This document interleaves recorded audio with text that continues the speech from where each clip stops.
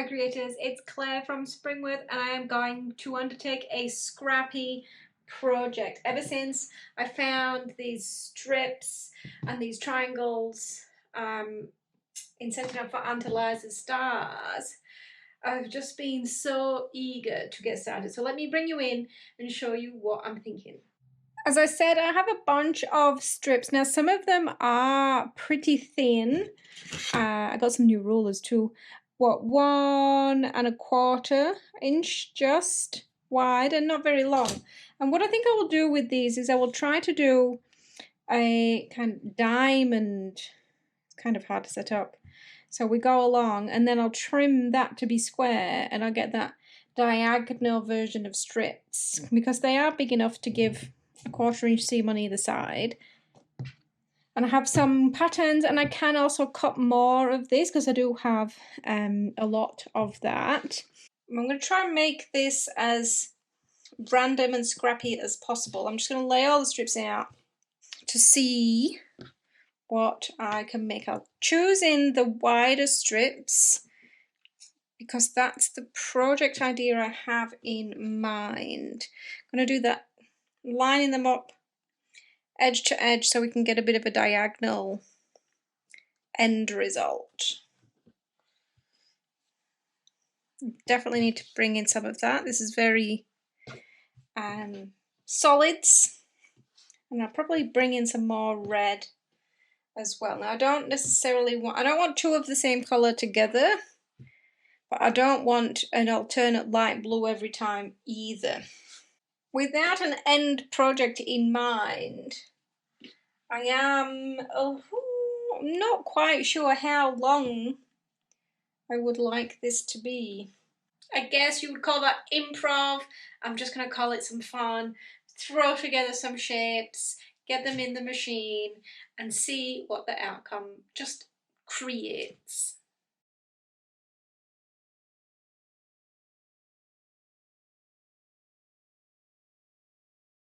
The offset depth is what will determine the degree of angle.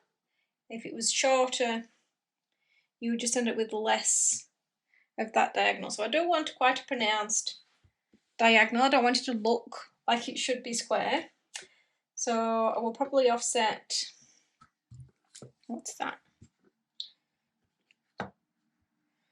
3/4 of an inch, that seems. And then I'm just going to fit those two together and then sew the 1/4 seam allowance and then these two just like I was piecing all the way along.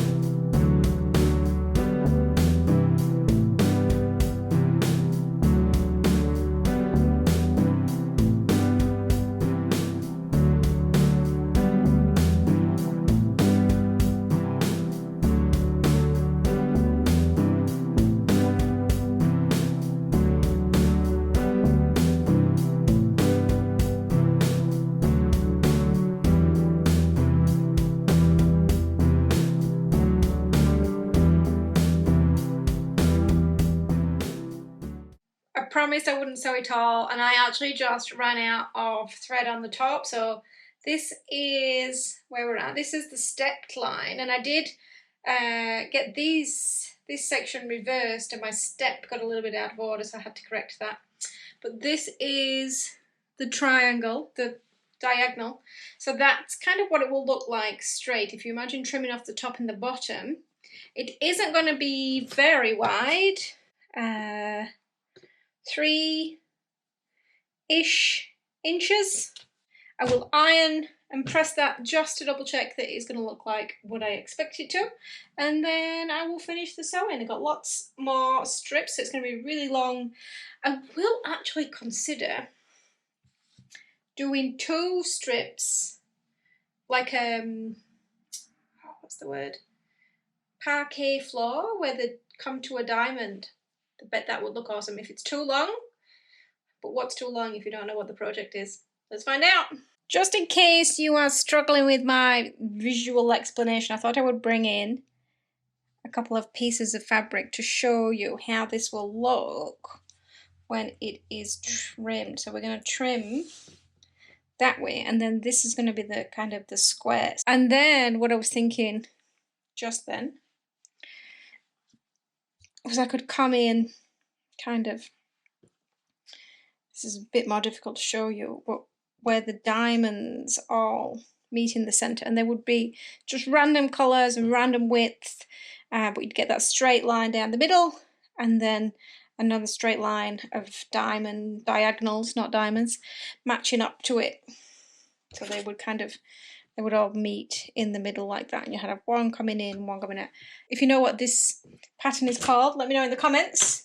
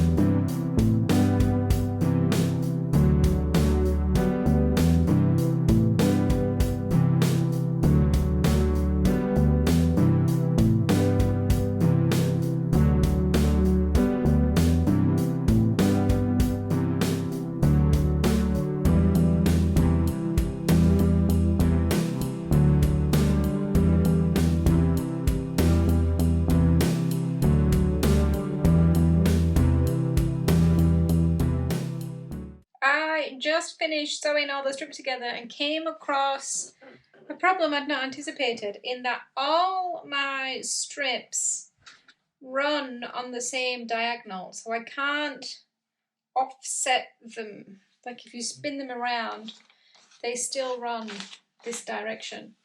So I have to work out how I can make these that way, so that the two strips can come together in that arrow formation. So I'm not quite sure how that quite works yet. My brain hasn't quite comprehended. So I will take this apart, because I really think I do want that kind of arrow pattern, because I just think it's going to be a lot more useful if it's wider. The 3-inch strip is only really going to be this wide, and I'm just not sure what I would use that for. So I'm going to take the time and effort to make this diagonal reversed.